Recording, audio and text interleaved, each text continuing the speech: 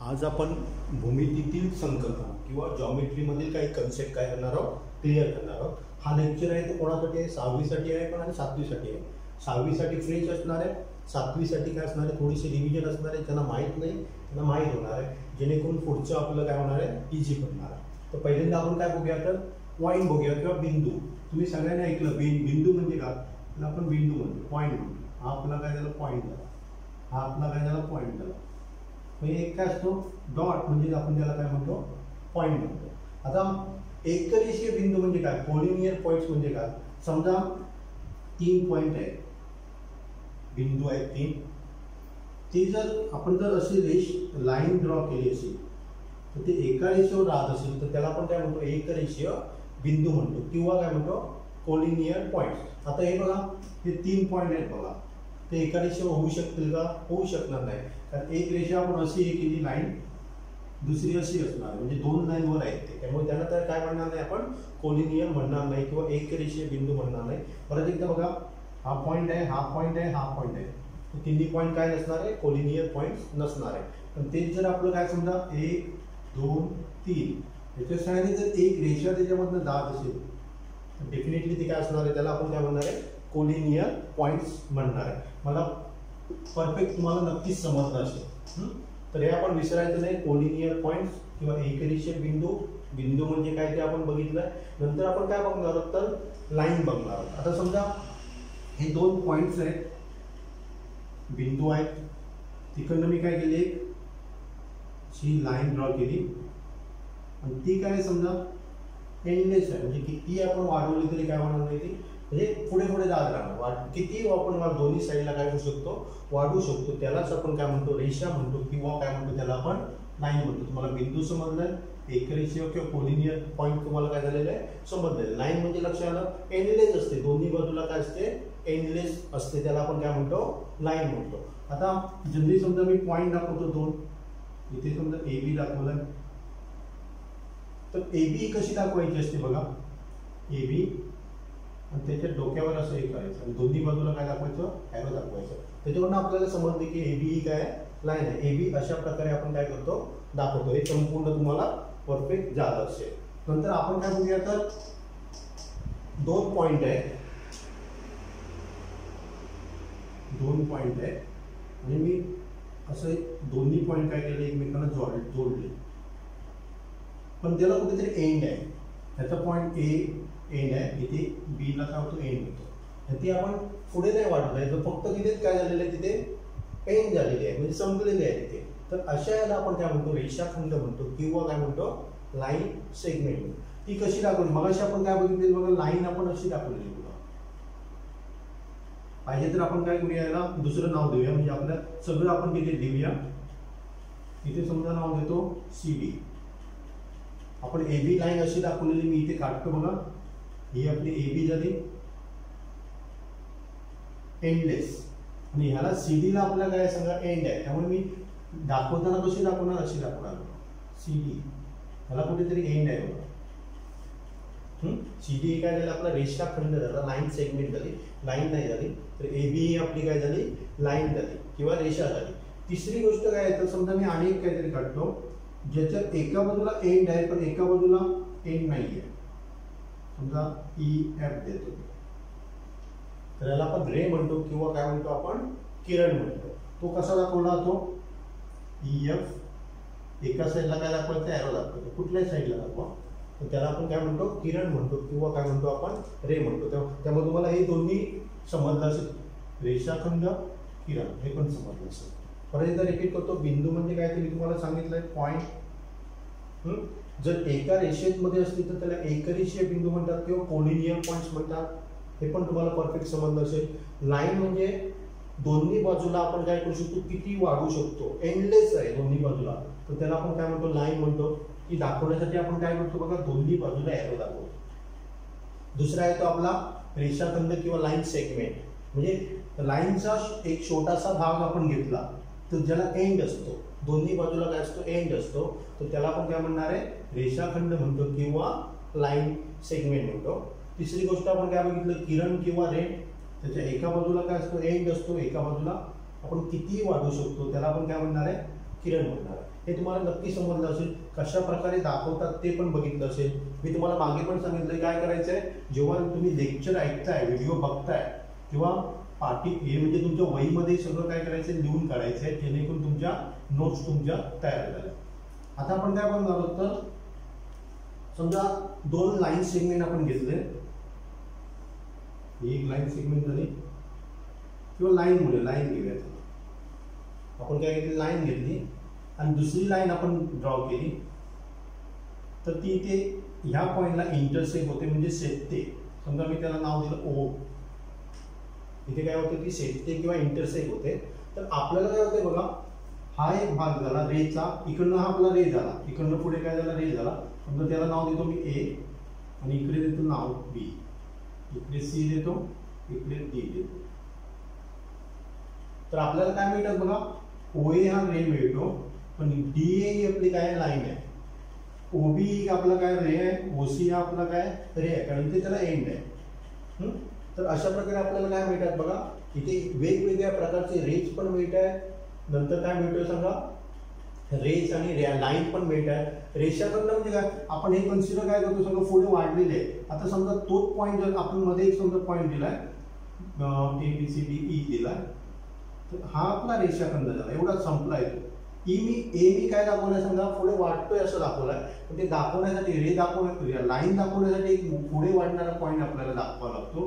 तो माझा समजा ए आहे. तर याच्यातला रेषाखंड कुठला झाला सांगा, ओई हा रेषाखंड झाला.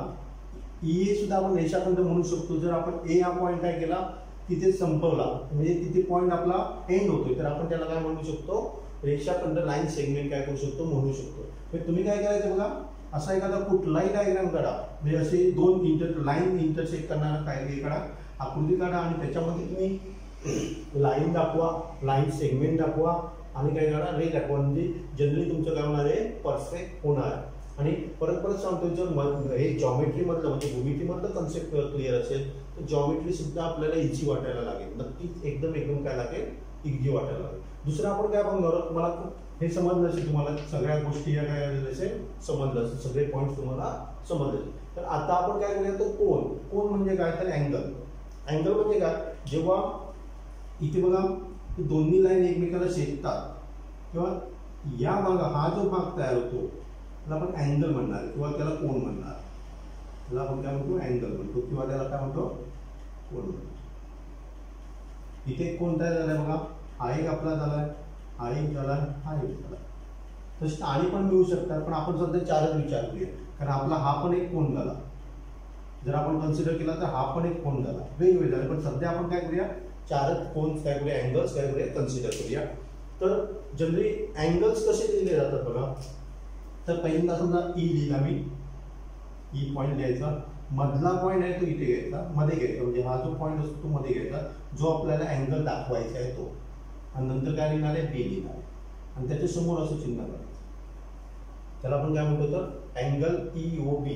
हा अँगल मी असा पण लिहू शकतो बघा, सेम. समजा मी असा लिहिला तरी काय प्रॉब्लेम नाही.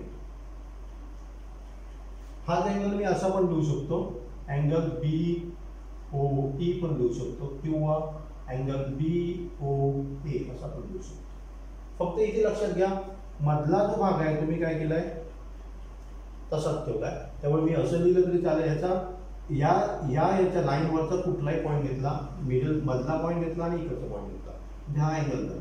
हे तुम्ही ए घ्या, ई घ्या, पण मध्ये आपल्याला काय ठेवायचं आहे, ओ ठेवायचं. नंतर इथे बघा बी घेतलाय मी, मध्ये काय ठेवलाय, ओ ठेवलाय. नंतर ई घ्या किंवा ए घ्या, काही फरक पडत नाही. त्या सगळ्यांची काय असणार आहे, इक्वल असणार आहे. हे आपण प्रोटेक्टिव्ह साईड कसं मोजायचं ते पण आपण बघणार आहोत. फक्त आज आपण काय करतो, तर अँगल म्हणजे काय ते तुम्हाला लक्षात घ्यायचं आहे. अँगल म्हणजे तुमच्या लक्षात आलं असेल, जसा इथे एक अँगल बनतोय तसं इथे पण अँगल बनतो. इथे पण अँगल बनतोय, इथे पण काय बनतोय, अँगल बनतोय. हे सध्या आपण 4च अँगलचा हे करतोय, म्हणजे लक्षात घेतोय की 4 अँगल आपल्याला इथे मिळतात. समजा आणि पण अँगल आहेत तिथे, पण ते आपण नंतर बघणार आहोत. तर तुम्हाला अँगल म्हणजे काय ते आता लक्षात आलं असेल. समजा कोन किंवा त्याला काय म्हणतो, अँगल म्हणतो. तर मी ते समजा एखादा अँगल काढला, असा अँगल काढला, तर दाखवताना असं दाखवायचं असतो. समजा मी त्याला नाव दिलं, इथे दिला ए, इथे दिला बी आणि इथे दिला सी. तर अँगल मी कसा दाखवणार सांगा, अँगल ABC हाय मी असं पण सांगू शकतो बी. पण समजा तिथे मी काय केलं आणि एक लाईन अशी जोडलेली आहे, लाईन आहे इथे, तर आता मी हा बी दाखवू शकणार नाही, कारण आपण काय होणार आता कन्फ्यूज होणार. का कन्फ्यूज होणार? अँगल हा बी आहे काय हा बी आहे. मग जेव्हा असाही असतो तेव्हा असं दाखवायचं नाही. आता सिंगल होता तेव्हा दाखवू शकलो असतो मी, पण आता काय करू शकणार नाही, दाखवू शकणार नाही. मग मी हा अँगल कसा दाखवणार, तर अशा प्रकारे दाखवणार. मी हा अँगल कसा दाखवणार, तर मी काय करणार आहे अँगल ABB.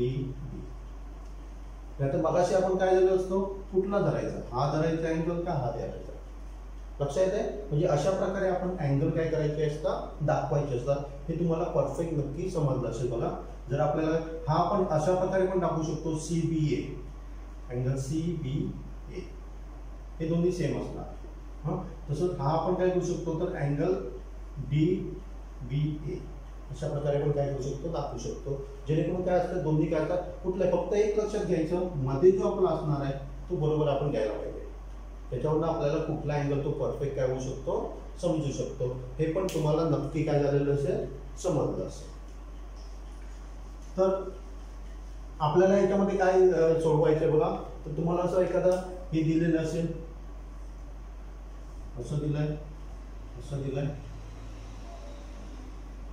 आणि ते सगळे पॉईंट दिलेले आहेत. समजा ABCDO